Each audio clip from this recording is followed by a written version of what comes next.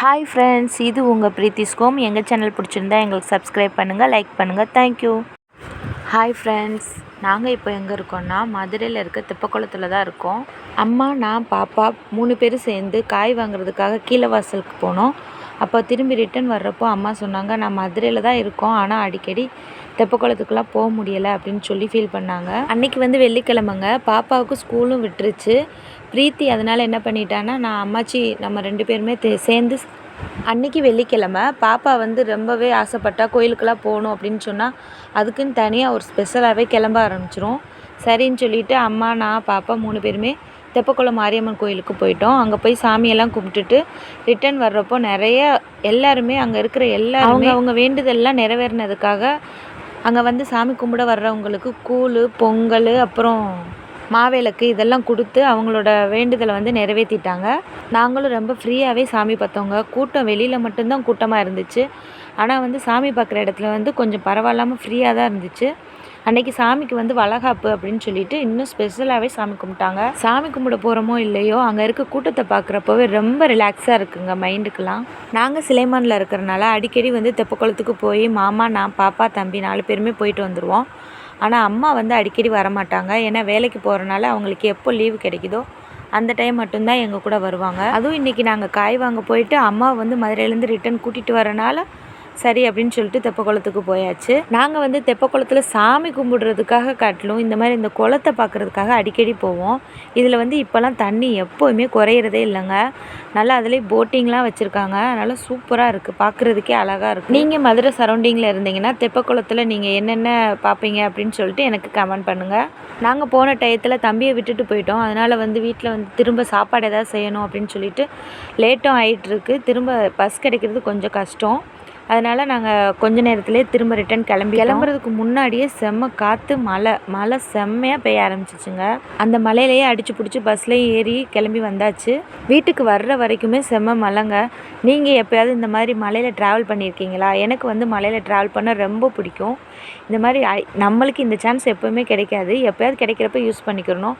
மழையில் எனக்கு மேக்ஸிமம் நினைறதுக்கு ரொம்ப பிடிக்கும். காய்ச்சல் தானே, ஒரு நாள் தானே, 2 நாள் தானே வரப்போகுது அப்படின்னு சொல்லிட்டு நான் நிறைய நாள் மழையில் நினைஞ்சிருக்கேன். வீட்டுக்கு வாங்கிட்டு வந்த காயெல்லாம் எடுத்து வச்சுட்டு அன்றைக்கி நைட்டு ஃபுல்லாகவே ஒரு மாதிரி சூப்பராக கோயிலில் என்ன நடந்துச்சோ அதை பேசிகிட்டே பொழுதெல்லாம் போயிடுச்சு. இது மறுநாள் சனிக்கிழமை எடுத்த வீடியோங்க. இது சனிக்கிழமை மட்டும்தான் அம்மாவுக்கு லீவ் விட்ருக்காங்க. அதனால் அம்மா எங்கள் கூட அன்றைக்கி ஒரு நாள் எங்கள் கூட இருக்குன்னு சொல்லிட்டு வந்திருக்காங்க. பாப்பாவும் அம்மாச்சியும் நைட்டு ஃபுல்லாக என்ன தான் பேசுவாங்கன்னு தெரில. ஆனால் ரொம்ப எங்களை பற்றி புரணி பேசிட்டு இப்போ தூங்குறாங்க. நான் என்னென்ன பண்ணேன், அம்மா என்னென்ன பண்ணாங்க, அப்பா என்னென்ன பண்ணாங்க அப்படின்னு சொல்லிட்டு எல்லாத்தையும் அம்மாச்சிட்ட 2 வாரத்துக்கு ஒரு தடவை அம்மாச்சிக்கிட்ட போட்டு கொடுத்துருவா. அம்மா எங்கள் வீட்டுக்கு வந்தாலே நான் எந்த வேலையும் மேக்ஸிமம் பார்க்குறதே கிடையாதுங்க. காலையில் வந்ததுலேருந்து வீட்டுக்கு திரும்ப போகிற வரைக்குமே எங்கள் அம்மா எனக்கு எல்லா வேலையுமே செஞ்சு வச்சுட்டு போயிடுவாங்க. அன்றைக்கி அம்மா ஒரு நாள் மட்டும் தான் இருக்கிறாங்கன்றனால நாங்கள் வீட்டில் ஆட்டுக்குடல் எடுத்துகிட்டு வர சொல்லிட்டேன் மாமாவை. சரின்னு சொல்லிட்டு மாமாவும் போய் கடையில் எடுத்துகிட்டு வந்துட்டாரு. பசங்க 2 பேரும் அவங்கவுங்க துணியை மடித்து பீரோக்குள்ளே எடுத்து வைக்கிறது இன்றைக்கி அவங்களோட வேலை.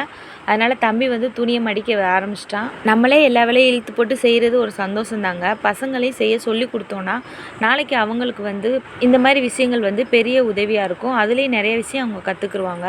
நான் குடல் வந்த உடனே அதை வேக வைக்கிறதுக்காக தண்ணி காய வச்சிட்டேன். இது கொஞ்சமாக சுடு தண்ணி காய வச்சு அதில் இந்த குடலை போட்டுட்டு நல்லா ஒரு தடவை 10 நிமிஷம் அந்த சுடுதண்ணியில் அப்படியே விட்டுட்டோம் அப்படின்னா நல்லா அதில் மேலே இருக்க அந்த தோலெல்லாம் நல்லா பிஞ்சு வந்துடும். அதுக்கப்புறம் நம்மளுக்கு அருகாமனை இல்லைன்னா ஏதாவது கத்தி வச்சு சுரண்டுறதுக்கு கொஞ்சம் ஈஸியாக இருக்கும். இது எல்லாமே அழுக்குங்க. இது மேலே இருக்கிறத நம்ம இந்த மாதிரி பிச்சை எடுத்தாலே வந்துடும்.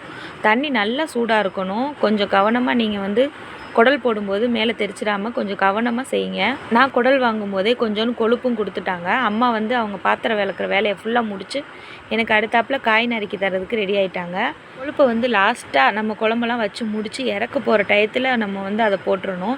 எனக்கு கொழுப்பு சாப்பிட்றதுக்கு ரொம்பவே பிடிக்கும். குடல் எனக்கு சுத்தம் பண்ண தெரியாதுங்க. ஆனால் நான் சுத்தம் பண்ணையில் பார்த்துருக்கேன். இந்த மாதிரி தான் சுரண்டி எல்லாமே செஞ்சு எங்கள் அம்மாவும் சுத்தப்படுத்தியிருக்காங்க. என்னோடய மாமாவும் அப்படி தான் சுத்தப்படுத்துவார். நானாவது அரையும் குறையுமா சுத்தப்படுத்துவேங்க. மாமா இன்னும் சூப்பராகவே இதில் இன்னும் இருக்க அழுக்கெல்லாம் எடுத்து க்ளீன் பண்ணி கொடுத்துருவாங்க. இந்த மாதிரிலாம் செய்யணும்னு சொல்லி எனக்கு ஏற்கனவே சொல்லி கொடுத்தனால நான் ஈஸியாக செஞ்சிட்ருக்கேன். குடலை சுத்தப்படுத்திட்டு அதை சின்ன சின்ன துண்டாக போட்டு ரெடி பண்ணி எடுத்து வச்சுக்கிட்டேன். எனக்கு குடல் சுத்தம் பண்ணி அன்றைக்கி தோசையோ இட்லியோ ஊற்றி சாப்பிட்டா உண்மையிலே தீபாவளி ஃபீல் தாங்க. உங்கள் யாருக்கெல்லாம் அந்த மாதிரி ஃபீல் வந்திருக்குன்னு சொல்லிட்டு எனக்கு கமெண்ட் பண்ணுங்கள். குடலை இந்த மாதிரி சுத்தம் பண்ணி க்ளீன் பண்ணி எடுத்து வச்சிட்டேன். அடுத்தாப்புல இதை வந்து ஒரு சட்டியில் போட்டு ஒரு கிளாஸ் தண்ணி, நம்ம அதுக்கு தேவையான அளவு தண்ணி ஊற்றிட்டு கொஞ்சமாக மஞ்சத்தூள், உப்பு, கறி மசால் பொடி, கொஞ்சமாக மிளகாத்தூள், தக்காளி, வெங்காயம் இதெல்லாம் போட்டு நல்லா ஒரு 3-4 விசில் வர்ற வரைக்கும் வேக வச்சு எடுத்தாச்சுங்க. தேவையான அளவு உப்பு போட்டுக்கோங்க. இது வெந்து வர்றதுக்குள்ளேயே இதுக்கு தாளிப்புக்கும் இதுக்கு அரைச்சி ஊற்றுறதுக்கு மசாலாவும் நான் ரெடி பண்ணி வச்சுருவேன். நீங்கள் குடல் குழம்பு ஆல்ரெடி வேறு மாதிரி ஏதாவது ஒரு விதத்தில் வச்சுருந்தாலும் இந்த மாதிரி ஸ்டைலில் வச்சு பாருங்கள். உண்மையிலே சூப்பராக இருக்குங்க. சாப்பாடு எவ்வளோ சாப்பிட்டாலும் உண்மையிலே பத்தாது. இதில் இருக்க டேஸ்ட்டுக்காகவே இன்னும் வேணும்னு சொல்லிட்டு பசங்க வாங்கி சாப்பிடுவாங்க. நான் இப்போ இதில் வெங்காயம், தக்காளி எல்லாமே இதுக்கு தேவையான பொருள்லாம் சேர்த்துட்டு இதை ஒரு 5 விசில் வச்சு எடுத்துக்கிடுவேன். 5 விசிலுக்கு அப்புறம் இதுக்கு அரைக்கிறதுக்கு தனியாக வந்து மசாலா நான் ரெடி பண்ணி வச்சுட்டேன். இதை அரைச்சும் வச்சாச்சு. வேலையெல்லாம் முடிச்சு அந்த டயத்தில் சாதமும் வடித்து வச்சுட்டேன். இது வந்து கொழுப்பு. இந்த கொழுப்பை வந்து லாஸ்ட்டாக க்ளீன் பண்ணி எடுத்து வச்சுக்கிறலாம். இதில் மேலே வந்து இருக்கிற அழுக்கு இதெல்லாம் எடுத்துட்டு நல்லா சின்ன சின்னதாக நறுக்கி ரெடி பண்ணி வச்சுட்டேன். வெங்காயம், தக்காளி, வெள்ளைப்பூடு இது 3மே கொஞ்சம் அரைச்சி எடுத்துட்டு இது கூட சேர்த்து தேங்காயும் சேர்த்து அரைச்சிக்கலாம். சோம்பு வந்து தேவையான அளவு போட்டுக்கோங்க. இதோட 2 பட்டை துண்டும் போட்டு அரைச்சி அந்த விழுதை வந்து தனியாக எடுத்து வச்சுக்கலாம்.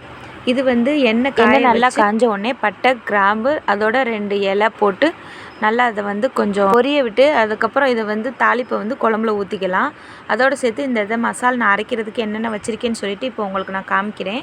இதில் வந்து பட்டை போட்டிருக்கேன், கொஞ்சம் தேங்காய், வெங்காயம், தக்காளி இது மட்டும்தாங்க. வேறு எந்த இன்க்ரீடியன்ஸுமே நான் சேர்க்கவே இல்லை. எல்லாம் அரைச்சி ஊற்றிட்டு கொஞ்சமாக தேவையான அளவு தண்ணி ஊற்றிட்டு கொஞ்சம் கெட்டியாகவே வைங்க. இது கெட்டியாக இருந்தால் தான் நல்லா டேஸ்ட்டாக இருக்கும். தேங்காயெல்லாம் ஊற்றிட்டு அதுக்கப்புறம் அதை ஒரு 4 விசில் போட்டு மூடி வச்சிட்டேன். இந்த டயத்தில் நான் அம்மாவை எங்கடா காணோம் அப்படின்னு சொல்லிட்டு சாப்பிட்றதுக்கு டயம் ஆச்சு. குழம்பும் வச்சு முடிச்சாச்சு. அம்மாவை காணான்னு சொல்லிட்டு தேடும்போது அம்மா வந்து வேப்பம்பழம், நாங்கள் வந்து வேப்பம்பழம் கொஞ்சம் பெருக்கிட்டு இருக்கோம். இது வந்து லாஸ்ட் அவ்வளோதான், சீசன் முடிஞ்சிருச்சு. அதனால் நான் வேப்பம்பழம் பிறக்கிறேன்னு சொல்லிட்டு அம்மா வந்து வேப்பம்பழம் பிறக்கிட்டு இருந்தாங்க. பசங்க எல்லாருமே சாப்பிட்றதுக்கு ரெடி பண்ணிட்டாங்க. அம்மா வந்து நான் கொஞ்சம் நேரம் கழிச்சு சொல்லிட்டு பசங்களுக்குலாம் ஃபஸ்ட்டு சோறு போட்டுட்டு அவங்க அப்பாவுக்கும் சாப்பாடெல்லாம் போட்டு வச்சுட்டு நானும் அம்மாவும் லாஸ்ட்டாக 2 பேரும் உட்காந்து சாப்பிட ஆரம்பிச்சிட்டோம். இந்த மாதிரி அம்மா வந்தாலே எனக்கு ரொம்பவுமே உண்மையிலே மனசுக்கு ரிலாக்ஸாக இருக்குங்க. அன்றைக்கி தான் நான் அம்மா கூட உட்காந்து சாப்பிட முடியும். பசங்க எல்லாருமே வந்து ஒன்றா அவங்கக்கிட்ட என்னென்ன விஷயம்லாம் நம்மகிட்ட சொல்லணும்னு நினைக்கிறாங்களோ அதை வந்து அம்மாட்ட சொல்லுவாங்க. இதெல்லாம் முடிச்சுட்டு அன்றைக்கி எனக்கு ப்ளவுஸ் தைக்க வேண்டியது வேலை இருந்துச்சு. நான் அதையும் கொஞ்சம் தச்சு முடிச்சிட்டேங்க. எங்கள் வீடியோ பிடிச்சா